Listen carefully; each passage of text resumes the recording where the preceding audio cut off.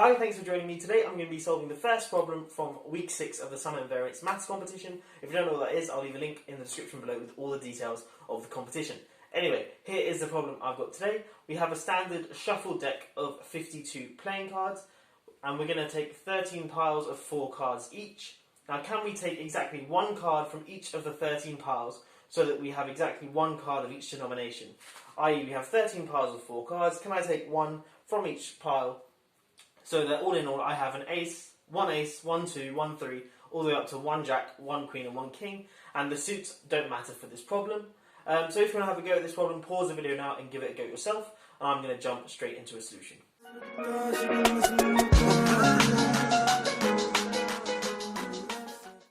Okay, so to solve this problem, I'm going to be using Hall's theorem. Now, in this video, I'm simply going to state Hall's theorem and not prove it, but if you'd like to see me prove it, let me know in the comments down below, and certainly I'll make a video in which I prove it. Anyway, here's the theorem. I'll first read it out, and then I'll define the bits in the theorem, then give a few examples, and then we can get on to solving the problem at hand.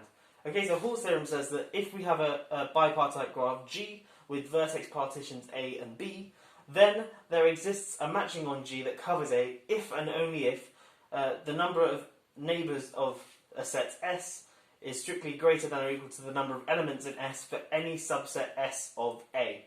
Okay, so it's a bit of a mouthful with lots of terminology in, but let me firstly define all the bits and bobs in. So a bipartite graph, a very standard thing, it's simply a graph which has, so we have a vertex partition A and a vertex partition B, so it's got a bunch of vertices, some in A and some in B, and no others, and the only edges go from A to B.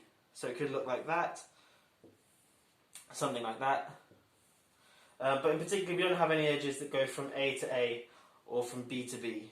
Okay, these edges don't exist, the edges are simply from A to B. Cool, that's a bipartite graph, nice and simple.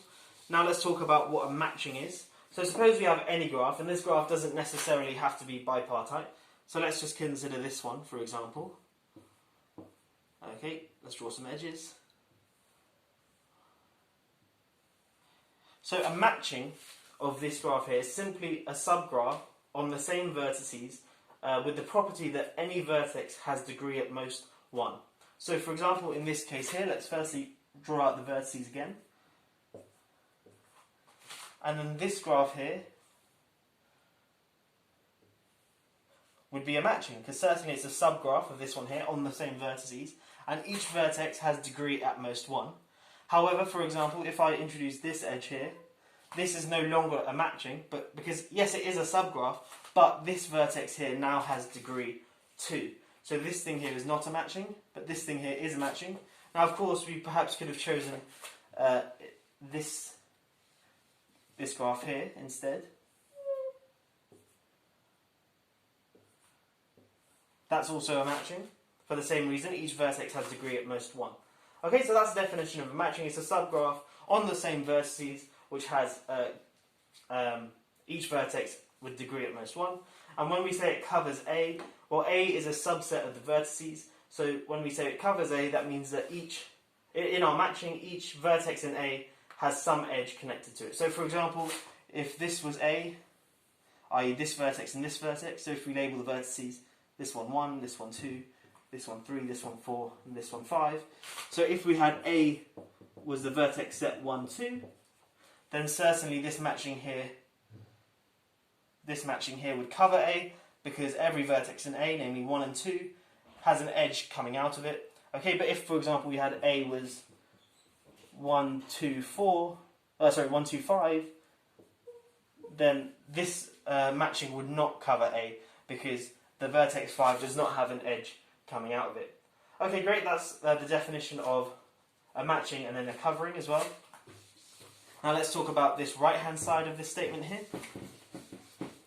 So what is NS? That's simply the number of neighbours of S. So if I have a graph, okay, and again it doesn't necessarily have to be bipartite. Let's draw a bunch of edges on here.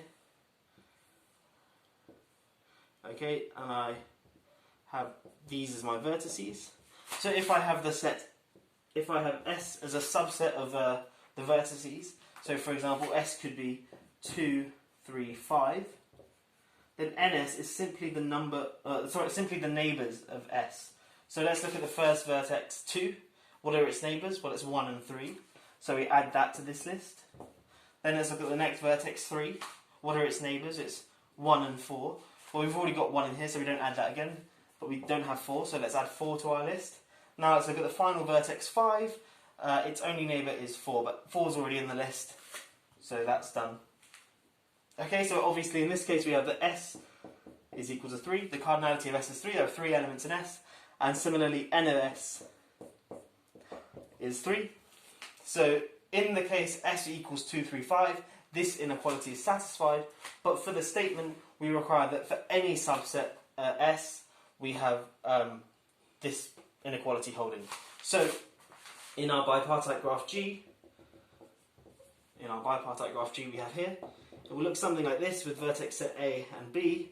And now whenever we take any subset of the vertices here, call it S, and then look at its neighbours NS, and then look at the cardinality of these two things, we need to satisfy this inequality, and then Hall's theorem says that then this thing holds, i.e. there's a matching that covers A. Okay, so that's Hall's theorem. Again, I'm not going to prove it in this video, I'm simply going to state it, but now we can use this to solve our problem. Okay, so let's go back to the problem where we have 13 piles of 4 cards. Now what I'm going to do is construct this bipartite graph here, where on this vertex partition A, let's call this one here A and this one B. A represents each of the piles. So we have 13 vertices in A, which I've labelled P1, P2, P3, all the way up to P13. Each one representing, so P1 represents the first pile, P2 represents the second pile, and so on. And then my second vertex partition B contains each of the denominations of the card. So ace, 2, 3, all the way up to king. So again, there are 13 vertices there. Now I'm going to connect 2 vertices with an edge if and only if that the corresponding pile contains the corresponding card. So for example, if the first pile, and again we don't really need to worry about suits for this problem, say had ace, 2 and then 2 of some other suit and let's say king, okay, then I draw in this edge here because we've got an ace in pile 1. I draw an edge here between pile 1 and vertex 2 because we've got 2 in pile 1, and finally I'll draw this edge in there. Okay, and I do this for each of the vertices like so. Okay, and I claim that this holds, i.e. if I call this here, this vertex partition A, then any subset S of A satisfies this inequality here. Okay, let me prove that.